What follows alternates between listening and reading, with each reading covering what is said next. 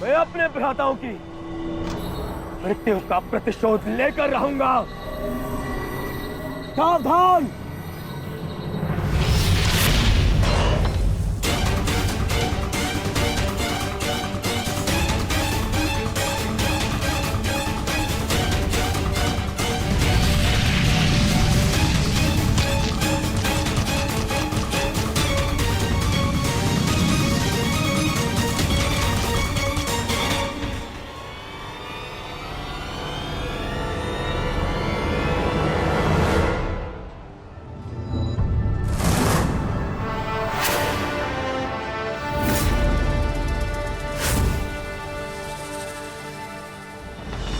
आपका प्रतिशोध पूर्ण हो ना हो, परंतु मेरा प्रतिकार आज अवश्य पूर्ण होगा।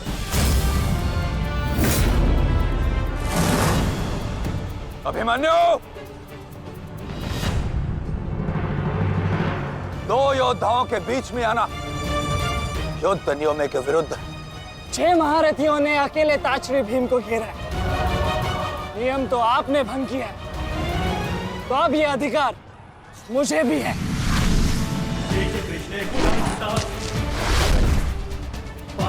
अभिमन्यु! चक्रबंधास्त्र।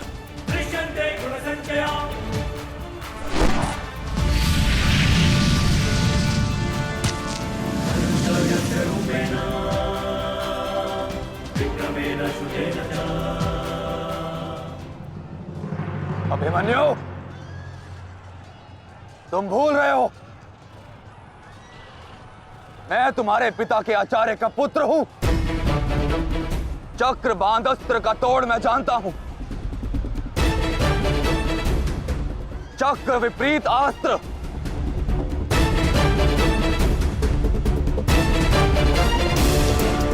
भूल तो आप रहे हैं महारथी।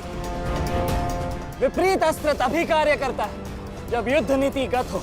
एक योद्धा पर आप सभी ने आक्रमण कर युद्ध नीति भंग की। अब अपनी इस अनीति का दमन देखिए। बालक! बालक! मेरी शत्रुता तुमसे नहीं है। मेरे मार्ग से हट जाओ, अन्यथा अपने प्राणों से हाथ धो बैठोगे। धो तो आज मैं उस कलंक को दूंगा जो मेरे परिवार के माथे पर है, कि अपने कुलवधु के अपमान का प्रतिकार नहीं कर पाए।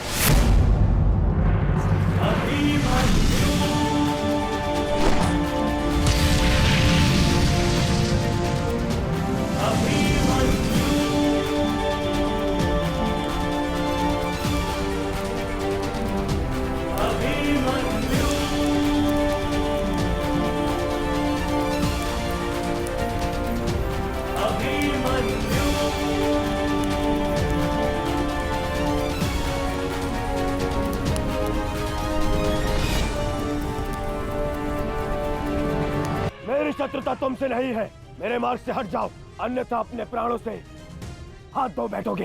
धो तो आज मैं उस कलंक को दूंगा जो मेरे परिवार के माथे पर है, कि अपने कुलवधु के अपमान का प्रतिकार नहीं कर पाए।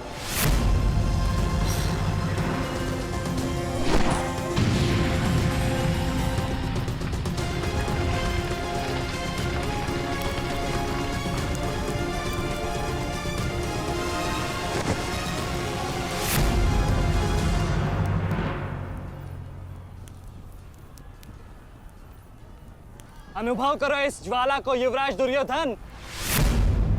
ये वही ज्वाला है जो इतनी वर्षों से मेरी माता के हृदय में धधक रही है।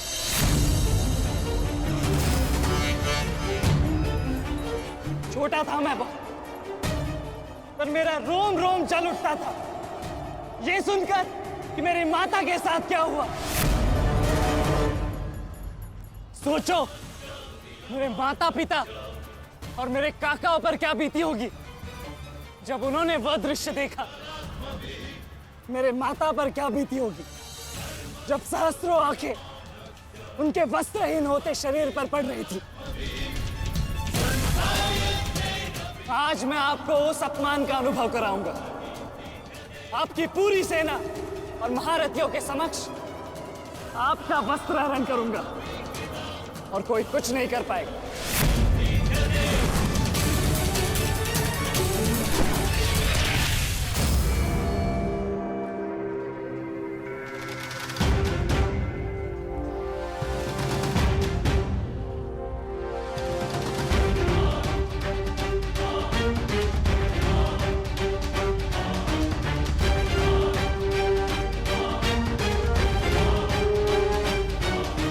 अनुभव करो उस अपमान का, अनुभव करो उस वस्त्रहरण से हुए अपमान का जो आप सभी ने किया।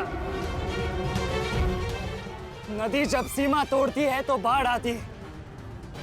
आज आपकी पाप की धारा की बाढ़ में आप स्वयं बह जाएंगे काकाश्री।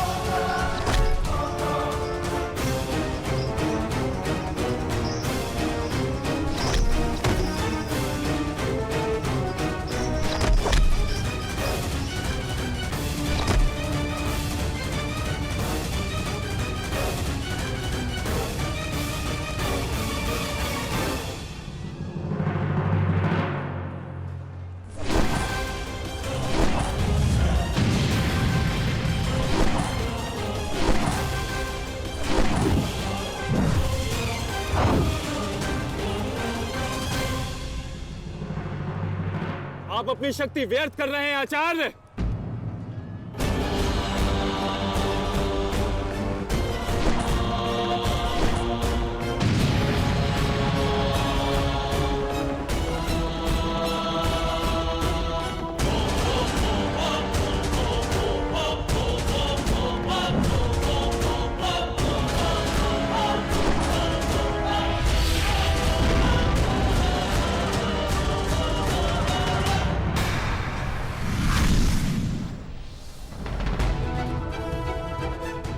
दुर्योधन को मेरी सहायता की आवश्यकता है। चलो सत्यसेन।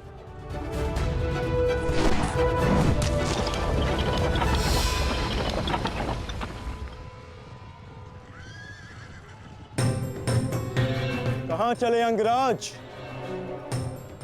मैं जानता हूं कि तुम्हारे मित्र पे आए संकट का संदेश तुम्हें मिल चुका है, परंतु मैं तुम्हें जाने नहीं दे सकता। तुम कदाचित मुझे रोक सकते थे अर्जुन, परंतु तुमने एक भूल कर दी। तुम अपने रथ पर नहीं हो अर्जुन। हाँ, वासुदेव तुम्हारे सारथी हैं, परंतु महाबली हनुमान का आशीर्वाद तुम्हारे रथ पर नहीं।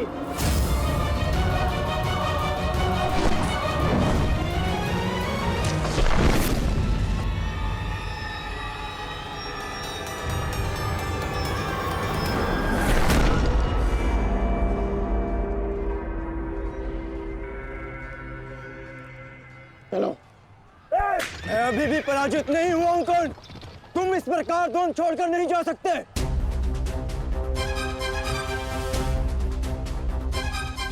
तुम युद्ध के नियम भूल रहे हो अर्जुन।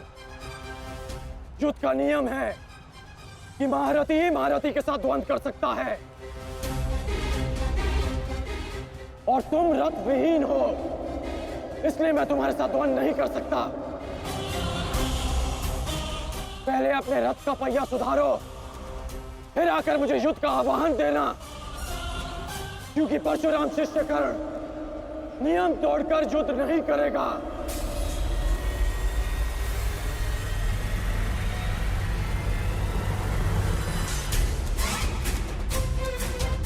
चलो सत्यसेन।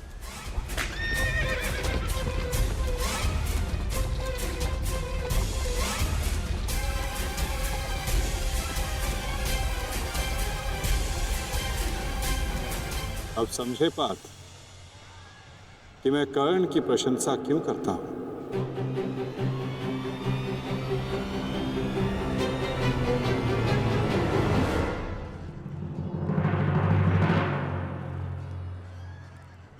मानता हूं कि आपका वध करना काकाश्री की प्रतिज्ञा थी। उनकी प्रतिज्ञा को भंग करने का दंड मैं सह लूंगा, परंतु आज अपनी माता के अपमान का दंड मैं आपको अवश्य दूंगा।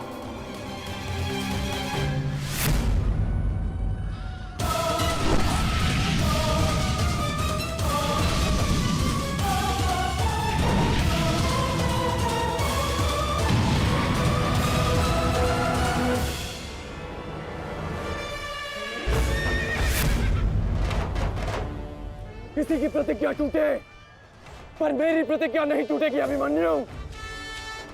और मेरी प्रतिज्ञा है कि जब तक मैं जीवित रहूंगा मेरे मित्र के प्राण नहीं जाएंगे।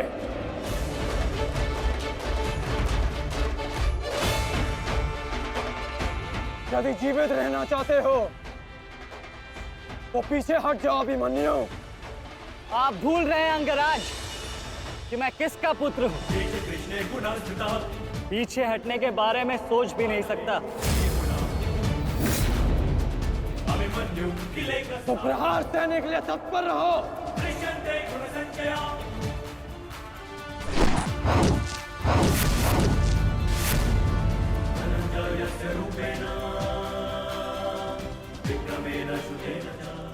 ये मेरे लिए पर्याप्त नहीं अंगराज।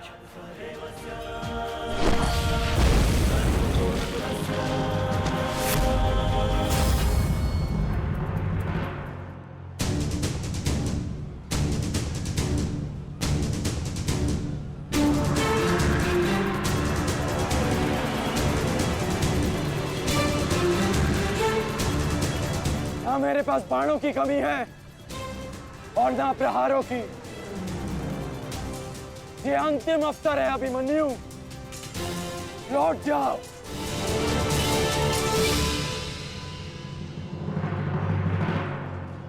तो मेरे तुनीर में भी उत्तर प्रस्तुत है अंगराज।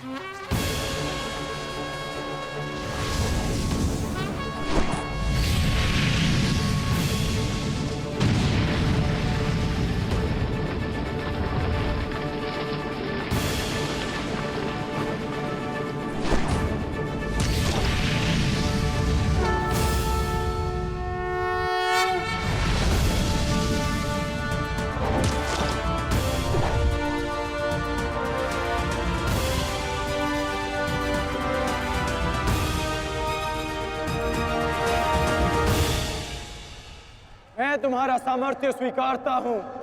तुम एक कुशल योद्धा हो अभिमन्यु, किंतु कुशल होने के साथ साथ बुद्धिमान होना भी आवश्यक है। लौट जाओ। यदि कल युद्ध करना चाहते हो तो आज जीवित रहना सीखना होगा। लौट जाओ अभिमन्यु।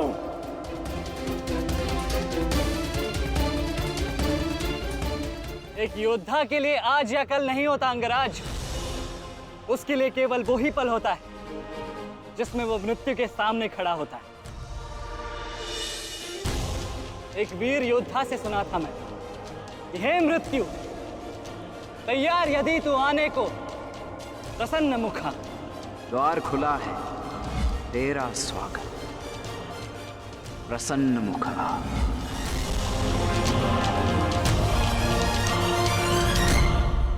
मुझे रोकने का अब केवल एक ही अस्त्र है आपके पास। यह आपको मेरा वध करना होगा।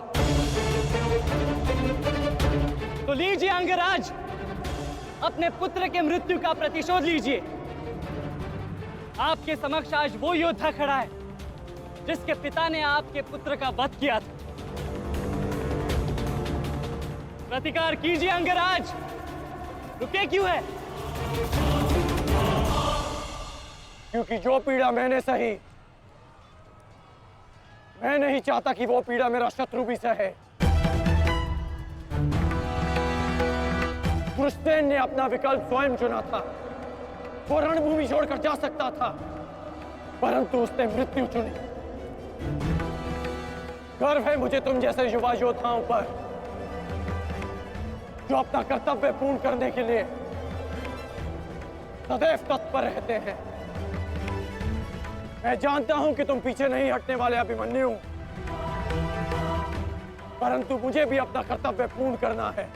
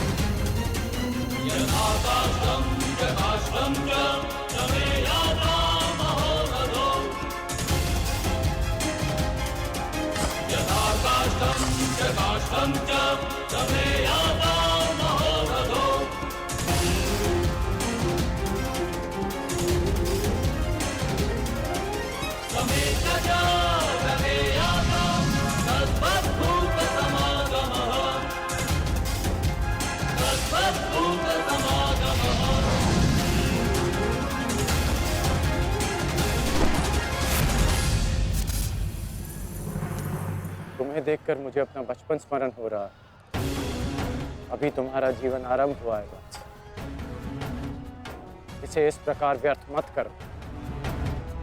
मैं आशा करता हूं कि अगली बार जब हम दोनों मिले तो दो शत्रुओं के भांति नहीं, दो वीरों के भांति एक दूसरे के गले में। अभी तुम्हारा जीवन शेष है। जाओ वत्स।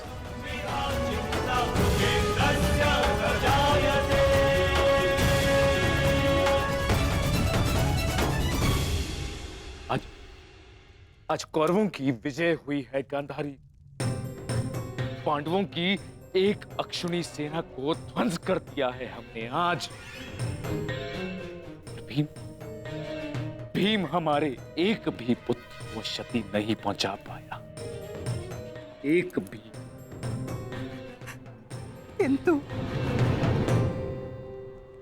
किंतु दुर्योधन का क्या महाराज?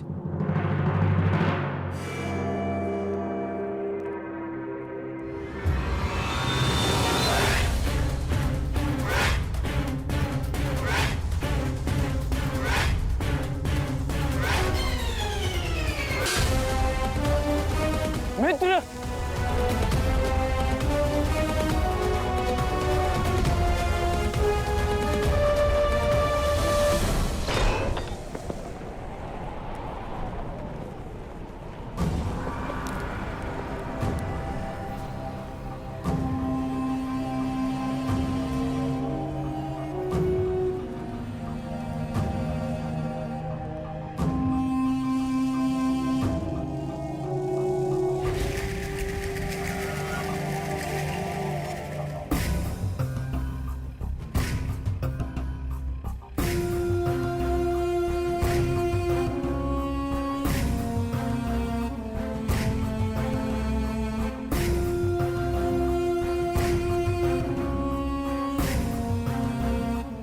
आज मैं आपको उस अपमान का अनुभव कराऊंगा। आपकी पूरी सेना और महारथियों के समक्ष आपका वस्त्र हरण करूंगा।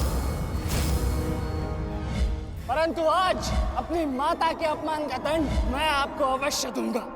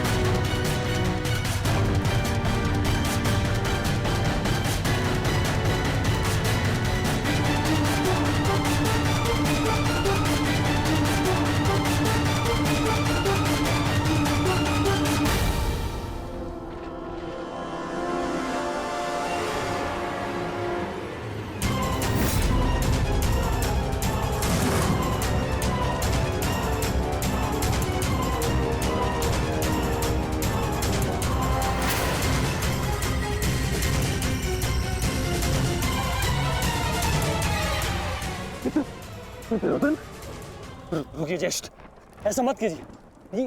ये क्या कर रहे हैं आप? दुर्योधन, दुर्योधन, ये सब कुछ क्या है?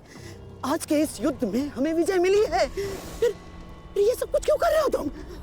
ऐसी विजय जो अपमान की थाली में सजा कर मिले, ऐसी ही विजय से श्रेयस्कर है कि मृत्यु को पालूं। नहीं। मेरे जीवन में कभी मेरा इतना अपमान नहीं हुआ है। अब इस जीवन का और कोई मूल्य नहीं। मैंने ये युद्ध संपत्ति के लिए नहीं, अपने हट, अपने सम्मान के लिए बुलाई थी। अब जब सम्मान ही नहीं रहा तो इस विजय का मैं क्या करूंगा? मेरी सेना के सामने विश्व के महानतम योद्धाओं के रहते वो 16 वर्ष का बालक मेरे वस्त्र हरण कर गया और चेतावनी देकर गया है कि युद्ध में जब भी मिलेगा पुनः यही दोहराएगा। अब ये वस्त्र हरित दुर्योधन सम्राट बन भी गया। कैसे अपनी सेना से, अपनी प्रजा से आंख मिला पाऊंगा मैं? इस लज्जा के साथ मैं अब जीवित नहीं रह सकता। नहीं दुर्योधन, देखो अपने क्रोध पर काबू पाओ। देखो विजय हमारे निकट है दुर्योधन, मानो मेरी बात। छोड़िए मुझे मामा श्री।